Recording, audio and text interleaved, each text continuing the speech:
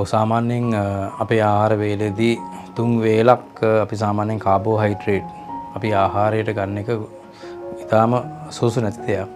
සාමාන්‍යයෙන් අපිට වේල් දෙකක් වගේ අපි සාමාන්‍යයෙන් බත් අරගෙන බතුත් යම්කිසි පොඩි ප්‍රමාණයක් අරගෙන ඒකට එළවලු වගේ දේවල් වැඩිපුර අපි අරගෙන ඊට අමතරව කොළ ಜಾති තමයි ගොඩක්ම කන්න ඕනේ. දැන් විශේෂයෙන්ම දැන් අපි අතීතයේ දැනට නම් මේ කිවල් වල මේ දේවල් සිදු වෙන්නේ නැහැ. අතීතයේ දැන් අපි පොන්චි කාලේදී අපේ අම්මලා බත් එකට වඩා දෙන්නේ කොළ මැල්ලුමක් තමයි විශේෂයෙන්ම දෙන්නේ. ඉතින් ඒකට ගොඩක් වෙලාවට සතියකට එකපාරක් හරි අඟුණ කොළ කනවා.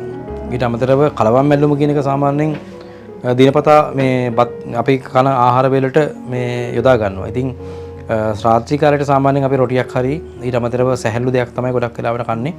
ඉතින් ඒ වගේ ආහාර වේලක් අපි හරි සමබර ආහාර වේලක් ගන්නවා නම් සාමාන්‍යයෙන් දවසකට 3 පාරක් අපි කාබෝහයිඩ්‍රේට් එකකින් මේ බත් කන එක සුදුසු නැති දෙයක්. ඉතින් සාමාන්‍යයෙන් අතීතයේ නම් ගොඩක් වෙලාවට උදේ කාලයේදී ගන්න ගොඩක් වෙලාවට දියබත් එක. දැන් අද වෙද්දි නම් එක ගන්නේ නැහැ.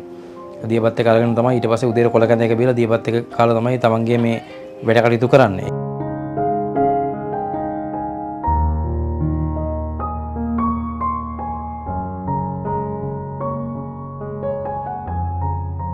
එහෙම නැත්නම් සාමාන්‍යයෙන් දේශීය අල වර්ගයක්.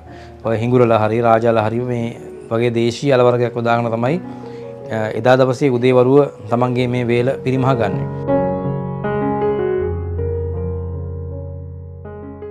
ඊට අමතරව දවල් කාලේට තමයි ගොඩක් කරන්නේ මේ බත් එක්ක යම්කිසි එක්ක කරවල ටිකක් හරි කොළ මැල්ලුමක් හරි අරගෙන සාමාන්‍යයෙන් මේ ආහාරයට ගන්න.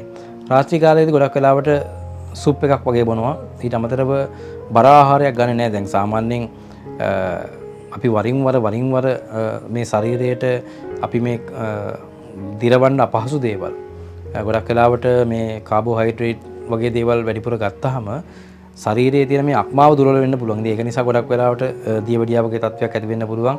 අග්න්‍යාසයේ තියෙන මේ ක්‍රියාකාරීත්වය අඩු වුණාට පස්සේ අක්මාවෙන් සාමාන්‍යයෙන් මේ අවශ්‍ය ග්ලූකෝස් ප්‍රමාණය බෙදන්න අවශ්‍ය ඒ පසුබිම නිර්මාණය වුණ නැති වුණාම ගොඩක් වෙලාවට මේ වගේ තත්ත්වකදී දියවැඩියා වගේ තත්ත්වයන් ඊට අමතරව ગેස්ට්‍රයිටිස් වගේ තත්ත්වයන් කොලෙස්ටරෝල් වගේ තත්ත්වයන් ඇති වෙලා නැත්නම් ප්‍රෙෂර් එක මේ අධික රුධිර පීඩන වගේ දේවල් ඇති වෙලා ගොඩක් වෙලාවට විවිධ විදිහේ රෝගී තත්ත්වයන් ඇති වෙන්න පුළුවන්. ඒක නිසා සැහැල්ලු ආහාරයක් ගන්න එක තමයි ඊටම වටින්නේ.